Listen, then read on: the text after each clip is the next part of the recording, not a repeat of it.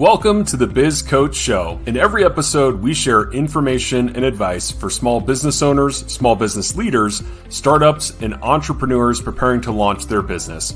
Our mission is to give entrepreneurs the edge they need to succeed. If you're in need of business coaching, head over to mybizcoaches.co and book your free coaching consultation today.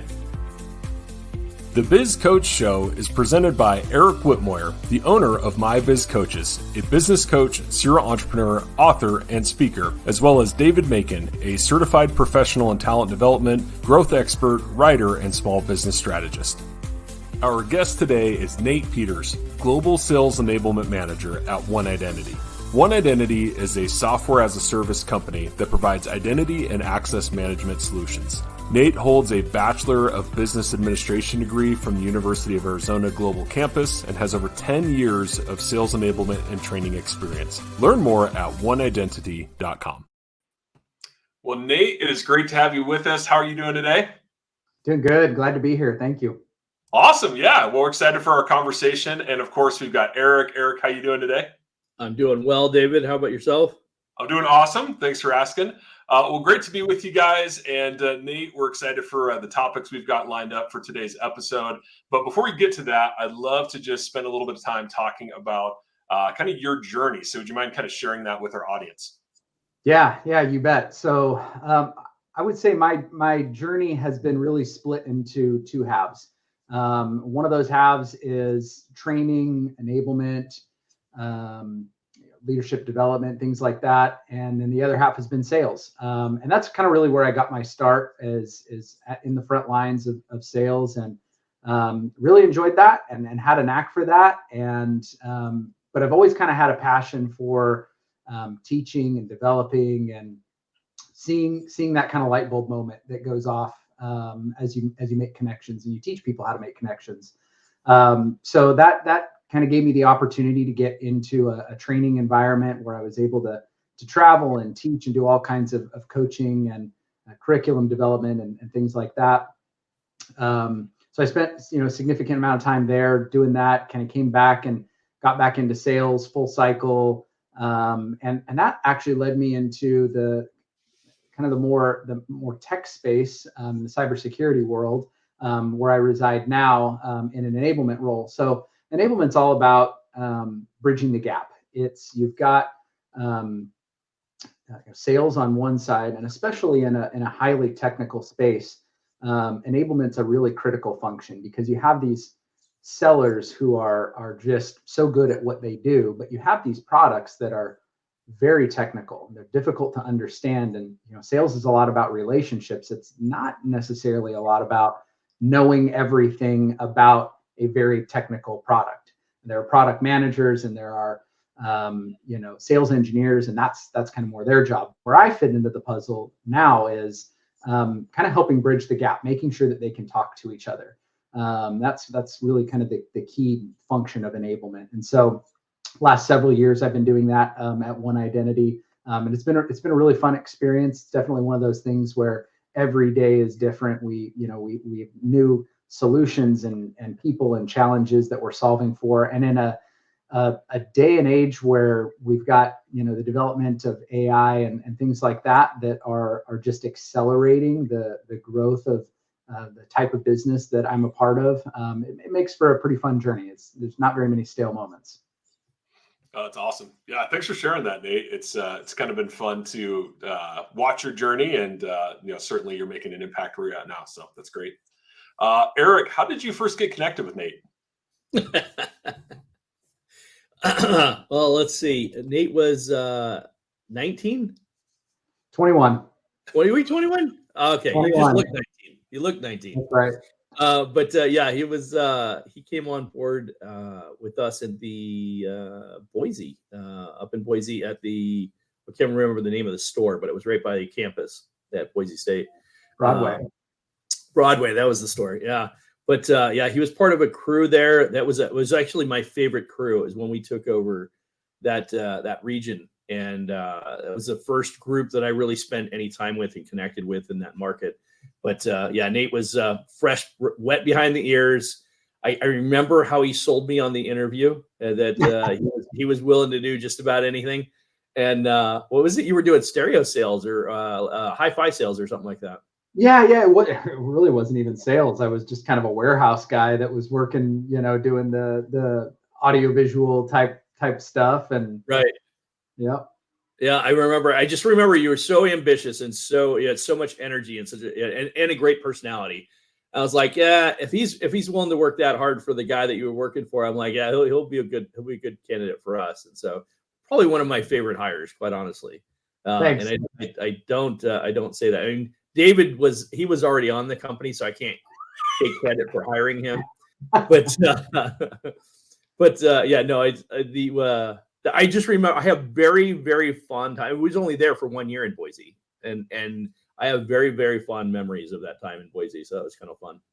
Kind of wild that was 17 years ago now. I was just gonna say, don't say it. I feel old. Ouch. Yep. Yeah, I mean, how old are your kids now? Let's see. My daughter is 10, and my son will be 9 in a few months. And I had neither when we met. Yeah, exactly.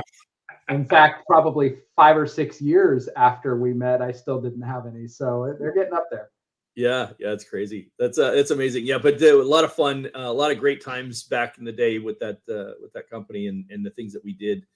But more importantly, things we accomplished. I mean, it was a top producer right out of the gate. I mean, I was maybe like a few months, and he was one of the top producers in the market. And what I loved most was we were trying to change the culture, as you both know, what the culture was like as we took over that market, and trying to adapt to what would be more appropriate for our culture, for the organization we worked for.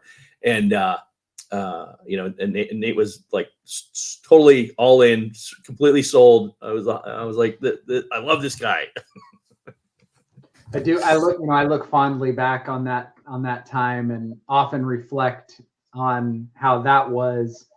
If we could just plug that culture in to any business, your success goes up. That was a great run. Yeah, I agree. But that's and then we took on a number of different roles throughout the years while we were there before we transitioned. But yeah, a lot of fun. Love it. Awesome. Well, fun look back. And Nate, I appreciate you sharing your journey with us. And I was wondering, can you tell us, obviously that journey led you to One Identity. Can you tell us a bit about One Identity and what they do? Yeah, you bet. So, we've thrown the term cybersecurity around, and I think we'll probably, define that here shortly. But it's a big umbrella, and I think a lot of people don't really understand what that is and how many different types of businesses fit into that umbrella. So One Identity, in a nutshell, is we provide identity and access management. That is not at the individual level. And what I mean by that is a lot of people, when they hear identity management or identity security, they think like a LifeLock. They think, the app on your phone that keeps somebody from taking your social security number, something like that. And that's, if you have that understanding, you could kind of magnify that across an enterprise. And that's what we do, obviously up to the enterprise level, and then all the way down into a mid-market small business type of experience as well. So in a nutshell, it's identity and access management. But what does that mean? That means making sure that the right people have access only at the times they need it to the right programs. And that kind of sounds a little bit simple, but when you think about, an organization that maybe has a couple thousand employees, there's a lot of entry points for a bad guy to come and say, I want to take your data. I want to take your customers' information. I want to do X.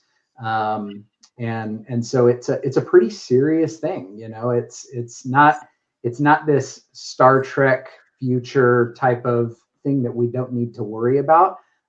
It's here right now. And so what we do is provide that type of access management to both the individual and organizational level.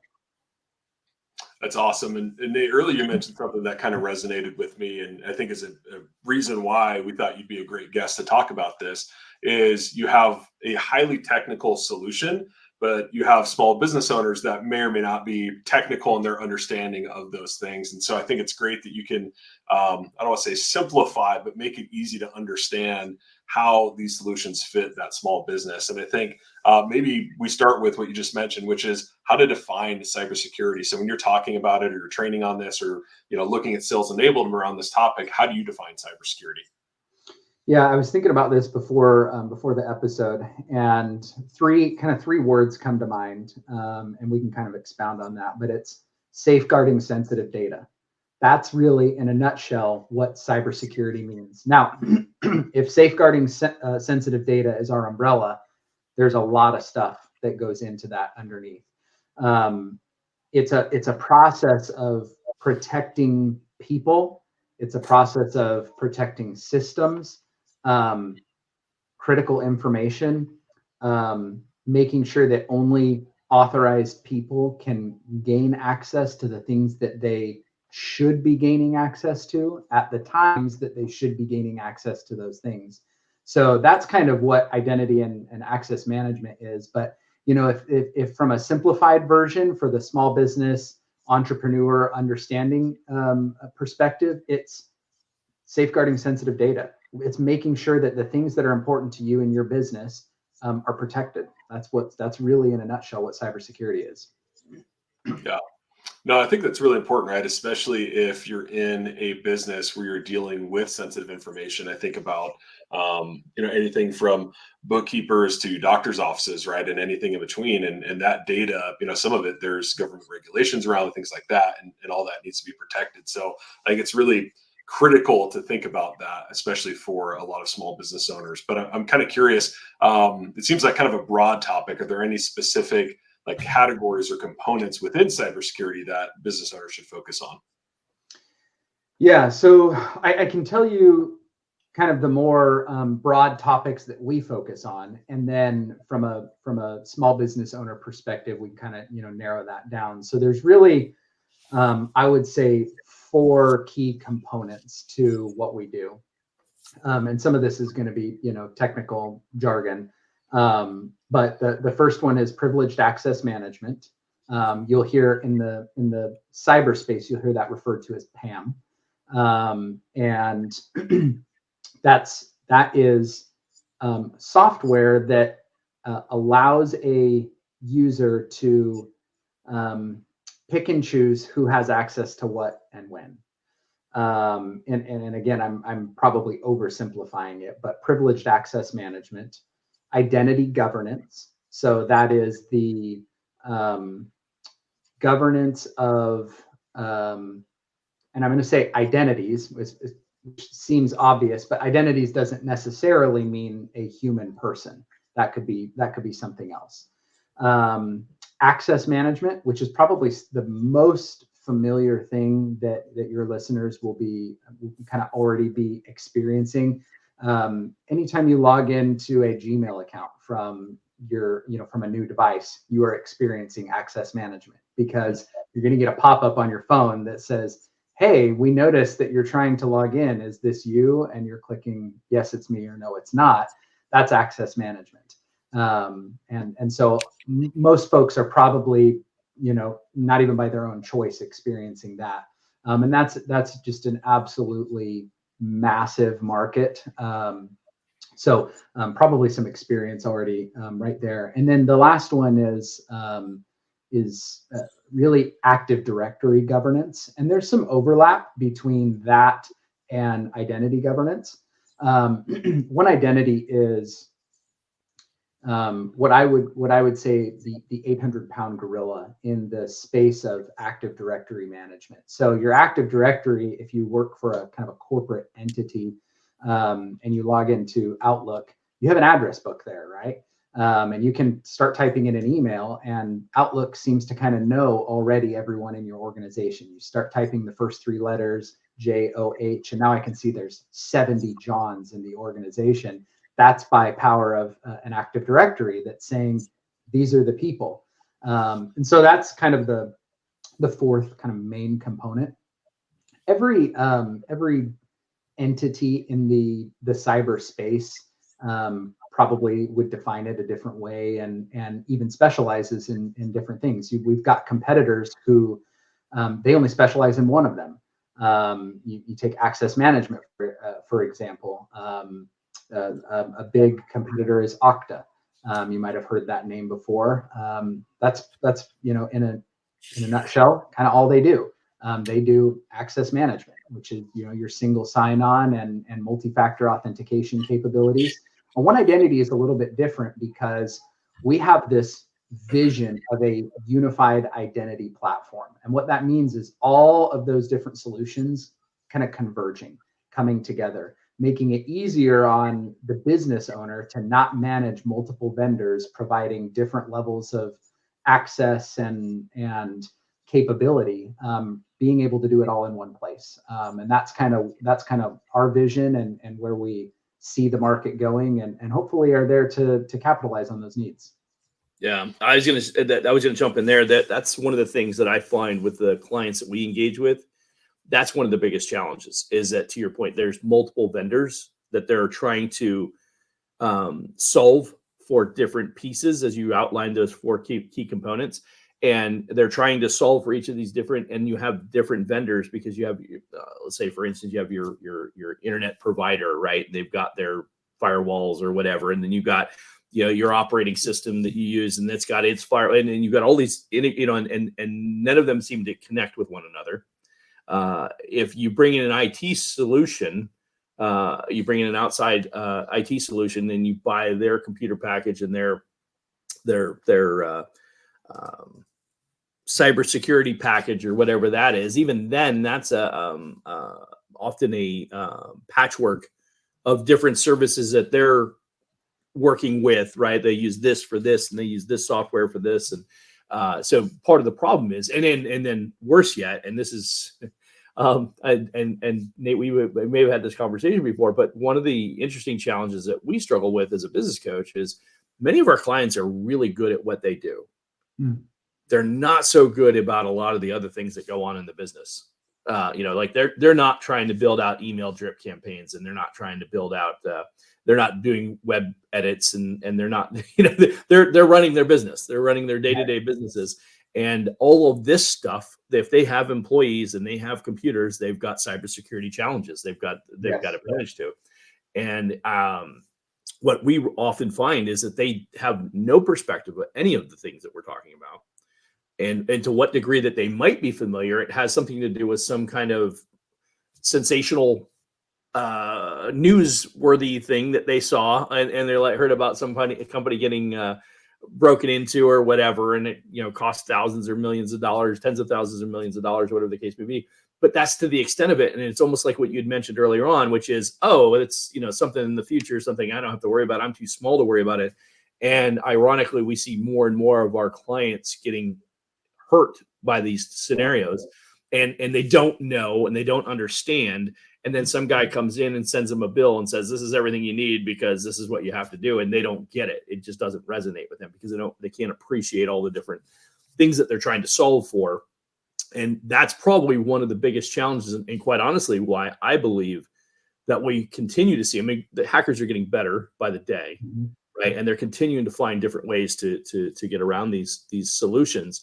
But it's also, and I think you kind of alluded to, it's also the bad word, but it's the ignorance, not knowing, not understanding why they need to do these things that they need to do, and why these business owners are constantly getting hurt like this, because they don't get it, they don't understand it, and more often than not, when somebody comes to them and says, this is what you need, they're just like, you're just trying to gouge me for more money, right? Because it's like they only have so much money, and they're constantly getting pulled in one way or another.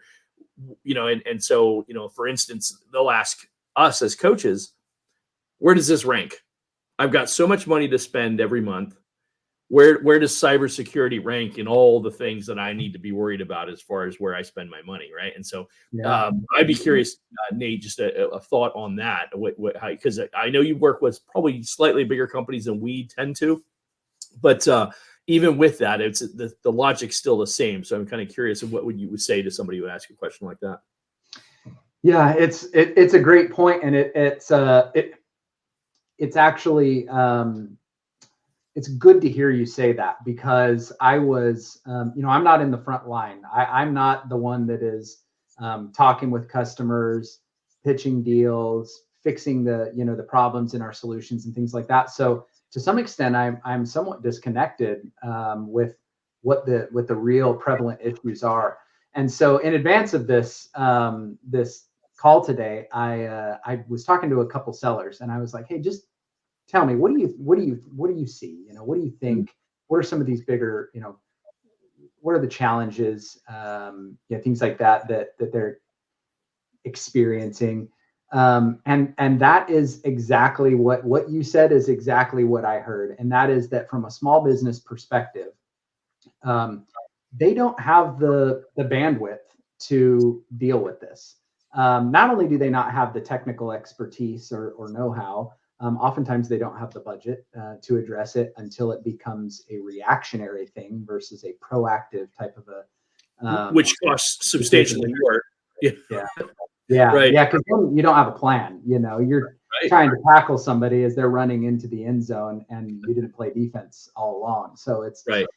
It is really challenging. What I would say to that is it is not a matter of if, it is a matter of when. And we get to the point where we kind of talk about some of those the myths of cybersecurity. And I would say that that's probably one of the most prevalent ones, is that I'm not a target. Nobody who wants to hack me, who wants to take my data. I'm insignificant. You could go to Facebook, or you could go to Microsoft, or you could go to all of these massive organizations that have trillions of dollars.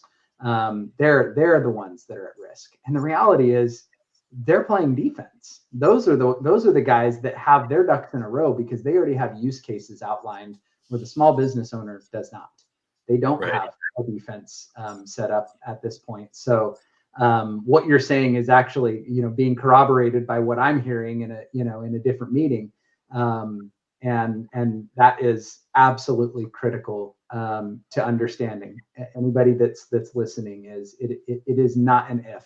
You will have to deal with this at some point. I'm familiar with a small business that has around a dozen employees or so, and they absolutely didn't think that this would happen to them. And this is not we're not talking a multi-million-dollar gigantic. We're talking just the American dream type of business. Somebody that had a vision, had a dream, wanted to do this thing, pulled themselves up, was able to have enough success to hire a few employees, and then, wow, I have to address this issue now, because I didn't think this would happen to me. So it will at some point. Yeah, appreciate that. That's it. And then to your point, that's the hardest part, right? I don't have the bandwidth to take. I don't have time to sit and read about all this data and understand this information. As a coach, that's like one of the solutions that we try and provide for.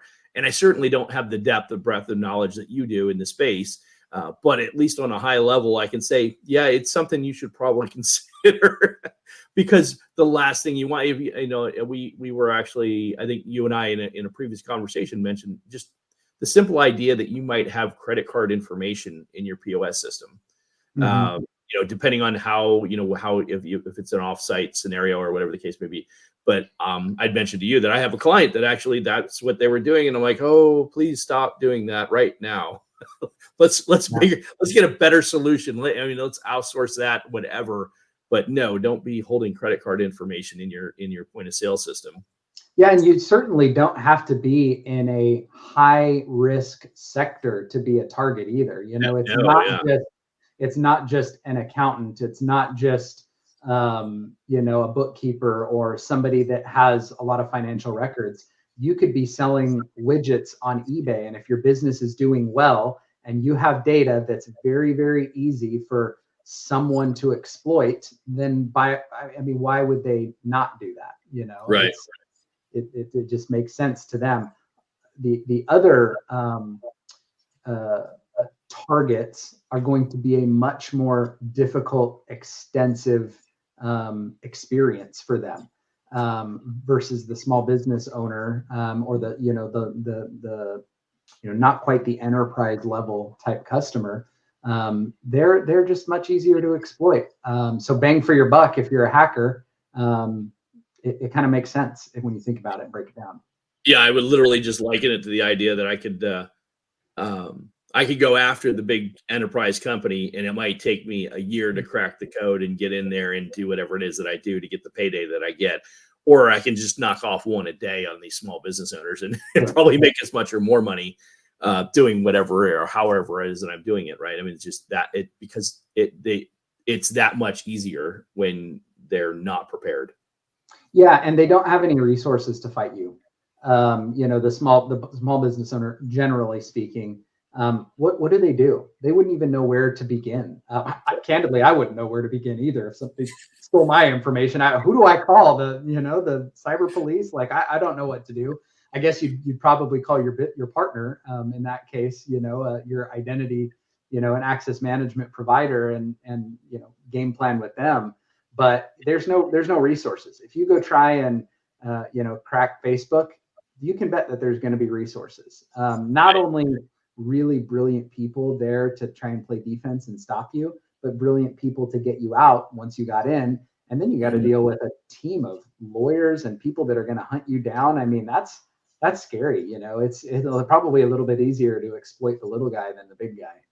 Yeah, valid point. And I think I appreciate you saying that, because I think that's really important for the average small business owner to hear, because that's exactly it. They're like, well, I'm not a big target because I don't have a ton of this or a ton of data. I don't have a ton of money. I don't want to process it.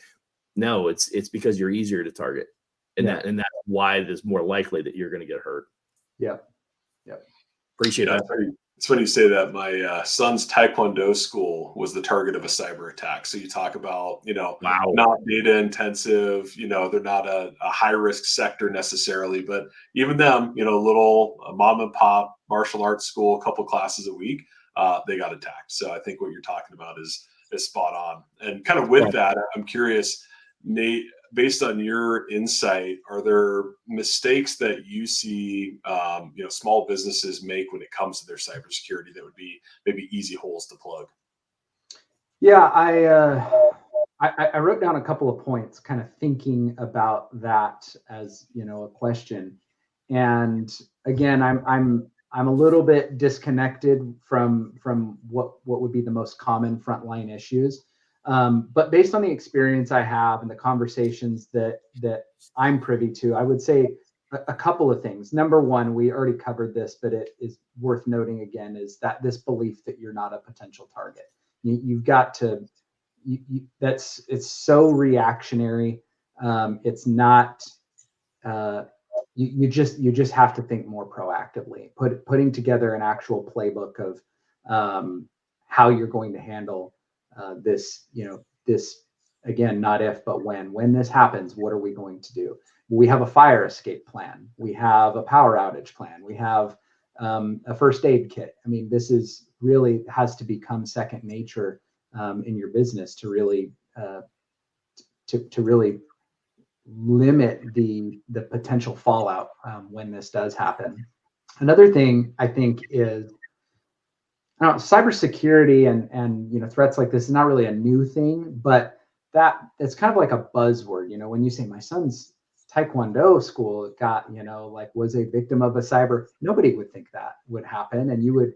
For some reason, we think that this only happens on a big scale, that it's only these big government entities and massive conglomerates that have to deal with it, and that's just not the case. So I think a mistake that many people make and that's easy to fix is to scale back your belief that this is beyond your reach. There's also a belief that I bought a new computer and that computer has antivirus on it, so I'm safe. and it's certainly a good thing to have. Antivirus is great, but I think, and again, I'm not a hacker and I don't know exactly how all that works, but I'm fairly confident they get around antivirus. And I'm fairly confident that is a great deterrent, but it is not something that is a steel curtain that you can't get past. So yeah, keep that stuff updated, obviously. But the best thing that you could probably do as a small business owner right now is to partner with an organization like One Identity. And to Eric's point, we have some massive customers that are big enterprise type organizations. We've also got some smaller customers that we love to grow with that are not the huge enterprise. But find a provider that can give you some of the basics. And some of the basics, probably the easiest starting point, is that access management. How are your employees logging in? And what information do they get once they do log in? You're never going to really, most likely, eliminate the password. We've got things like facial scans and retina, scans and fingerprint scans, and all that is really great, but you still have to have a password probably at some point. So, what's managing that password, who can get into that, and some of those basics, access management, SSO, which is single sign-on, MFA, multi-factor authentication, those types of things are not out of budget for the small business owner. That could be something that definitely ends as a line item for you. You might not need a complex identity governance solution with a very technical deployment and this massive proof of concept. You might not need all that stuff, but you really do need some type of MFA. How am I signing into my programs? And that is extremely accessible to the average small business owner. It is not overtly expensive. You just call somebody and ask, get some prices. Do a little shopping like you would if you were going to buy a new TV. Look at a couple of providers. Talk to them. Use you're a successful small business owner for a reason. You're probably good at building relationships, thinking outside the box. You're probably pulling yourself up by your bootstraps. You're a hard worker. Do a little bit of research. Set aside a couple hours in a week and make a few phone calls and see what's accessible to me within my budget right now. Can I make that happen? I love it. Yeah, those are some great tips. I'm curious. You mentioned a few of the mistakes they make. Any potential steps that a business owner should take beyond what you've already shared? Yeah, I think the biggest thing is to proactively partner with someone that can help you, because like I said, the average small business owner, I think, is playing as it relates to cybersecurity, is playing a very reactive game. And if we were to relate that to any type of a sport, basketball or baseball or football, they're kind of going into this just with some equipment, a glove, a bat, maybe a helmet, thinking, okay, I know how to tackle, or I'll tackle once the runner gets to me. And really what you need to do is hire a coach. And by coach, I mean some type of a partner who's seen this before and who can help come up with a game plan for the type of organization that you have, so that you do have a playbook, so that you're not just trying to, panic react to these scary situations. And if nothing else, that gives you confidence to be able to go do the things that, you are good at in the organization. Yeah, I was going to say, I sat in with a client to do some assessment with an IT solution. So IT/security, right? They were bringing in some security options, and it was funny that he'd mentioned that what has been one of the biggest Achilles heels for any businesses, small or big, is the password authentication process and the phishing that goes on in email. And he was adamant that a large percentage of those in any, regardless of size of business, often stem from, they get in, they get you to click on something. It seems harmless, but it lurks in your back, and it captures the logins or passwords or whatever to certain access points that they want, and then they get what they want, and then that's when it happens. And it could be weeks and even months, from what he was explaining to us, how long a hacker will wait to take advantage of something, because until it plays out the way they need it to or whatever. But it's ironic because, you know, my biz coaches, we're growing. We just added a few more coaches this year. And what's interesting is that the bigger we get, the more that I do, the more prevalent I am online with LinkedIn or whatever, the number of phishing emails that I see coming through. You know, I personally manage about 4 different email accounts, and I am amazed at how much I get. I'm like, and then every once in a while I'm like, oh, I almost would have opened that because it's hey, you've got an invoice, or you've got, you know, somebody's trying to send you money, and it's literally, you look at it and you're like, oh, I'm not expecting any invoices, and I'm like, wait a minute, I'm not expecting any invoices. So before I click on that email, but it's and I'm like, there's you know, some other, and I'll probably get 2 or 3 a day now. Yeah. You know, Yeah. not that long ago, it was maybe once a day, once every other day. Now I'm getting 2 or 3 a day between the different emails that we manage and the scope of the business that we're getting to. And it's the same thing. It's invoices. It's you owe money here. It's, you know, click here to pay. And I'm like, wait a minute. No, that's not, what is that? Yeah. But go ahead. I would say I appreciate you calling that out, because that's something that's so commonplace for me at this point that I didn't even register that was kind of an obvious answer to what the average small business owner can do, is to institute some type of phishing policy, and not only policy, but education. There's a company called Know Before, KNOW, and I think it's the letter B and the number 4.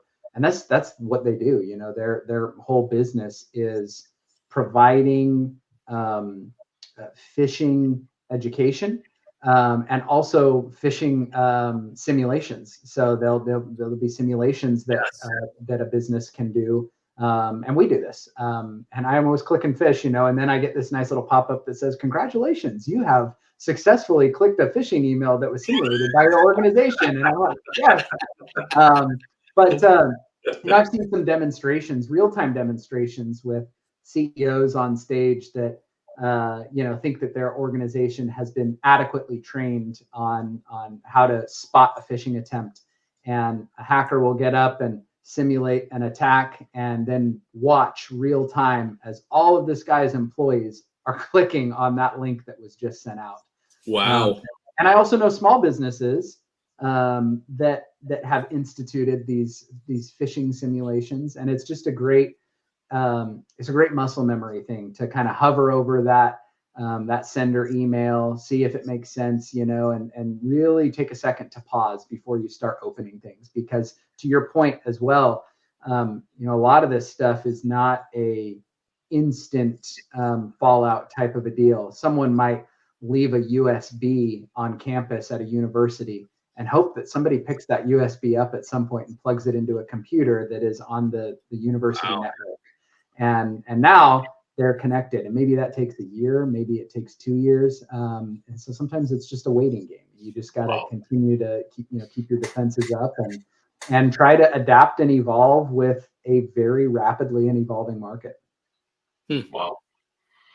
See, I just forward my suspicious emails to Eric, and then he can tell me if it's phishing or not when he clicks the link. Works great. I don't know if I recommend it for every, you know, business owner out there, but it's a good one. A little bit of a gamble, but you're safe. Yeah. Exactly. Well, great stuff, Nate. Just while you're here, I know you know, you probably hear your fair share of myths, and you've debunked several of them already. But any other myths about cybersecurity that you want to debunk while you've got the time here?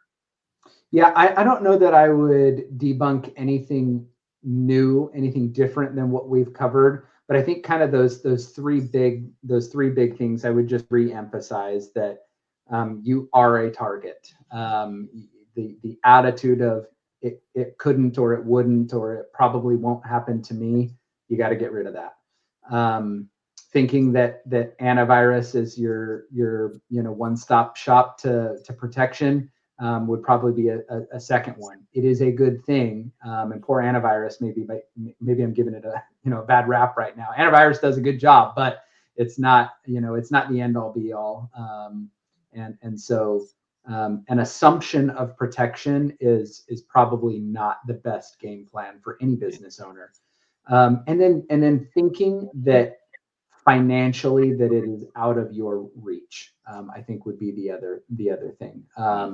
Do your best to put it as a line item and make it part of your budget, because it's kind of one of those things like your health. If you don't focus on your health, you will be forced to focus on your health at some point. If you don't focus on cybersecurity, you will be forced to focus on cybersecurity at some point. So you might as well do it on your own terms. That way you're not panicking at the last minute, making, potentially uneducated decisions in a hasty manner versus going about it in a more thoughtful and strategic type of approach. Yeah. Yeah, and a side note, I'd mentioned when I sat with that one client, which now it's been a combination of conversations with that particular company, that they came in to meet with my client, that the IT services and provided the cybersecurity solutions for that small business. And I want to say that it was a few $100s a month. So it wasn't ridiculously unaffordable. They only had a handful of employees, I think they had like 7 computers, but $400 or $500 a month. I mean, depending but that's not unreasonable for just about anybody. That's feasible. Now, how much, how well, right? But I do know that the first thing they did was educate them extensively on phishing. They incorporated, and I don't know if it was the company you referenced, but he incorporated a company like that would do testing to challenge them and make sure that they didn't click the button and introduce the company to something they shouldn't have. But it wasn't ridiculously expensive. And then the other conversation that came out of that was, okay, well, now you should also consider getting cybersecurity insurance for your business, right? To protect you in case something happened. And then, of course, then it turned to the conversation about how much is enough insurance. Well, how much exposure can you potentially have, right? And so there's a number of things to factor in there. But to your point, I think there's a great message, Nate, is don't be reactive in it, be proactive in it, do the due diligence. If you don't know, get a specialist to come in. And my recommendation, you said, you do your due diligence. I would have 2 or 3 because you're going to, what you'll also find is the range in pricing for these services, because nobody knows. We were all in sales, right? Yep. When the lack of understanding, the lack of knowledge creates an opportunity for, I won't say it, but take advantage of people. So there's also a downside to that as well.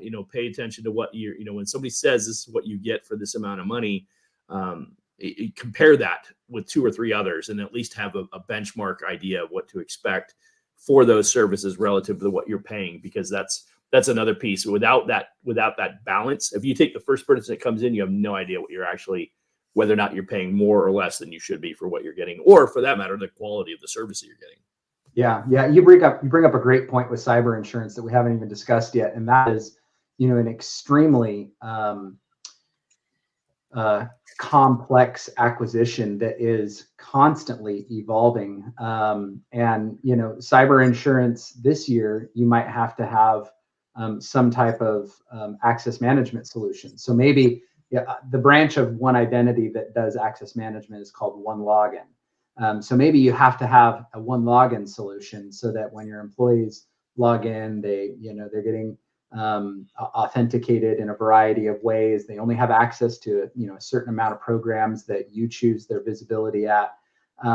But next year, cyber insurance says now your business has to have a privileged access solution, and to have a partner that knows that that's a common thing, that you might start out with just this need, but next year your premiums go up if you don't have a privileged access solution.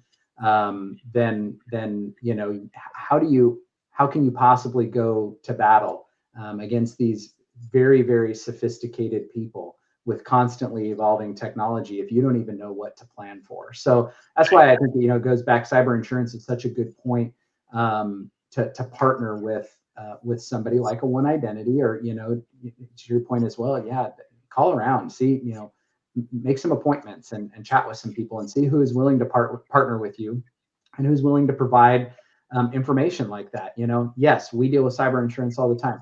We know that they're going to ask you to have an access management solution deployed. We also know that in 6 months that you're going to have a privileged access solution deployed, or at least you're going to have to be in some type of dialogue about acquiring it, because some of these deployments, depending on the vendor that you're working with, they could be extremely complex, they could be extremely lengthy, obviously they can be extremely expensive too. So that's another huge one as cyber insurance becomes more prevalent.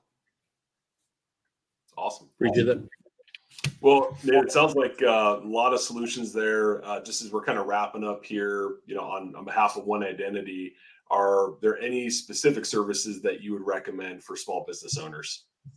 I think that the great entry point right now is an access management solution. So our One Login product, it is extremely affordable, and especially when we're talking about a small business that might not have that many users, needing very many licenses. It's extremely affordable. We are also in the midst of the end of next month, launching a new mid-market focused solution that I think will be really, really handy and a big need for a lot of more kind of small to medium-sized businesses. I can't share all the information about that yet, but we do. We're excited to be. Privileged access management has been this big thing for a long time, decades. And so making solutions more accessible to more people, I think that's a win-win, because obviously we hope to scale as the business does. Awesome.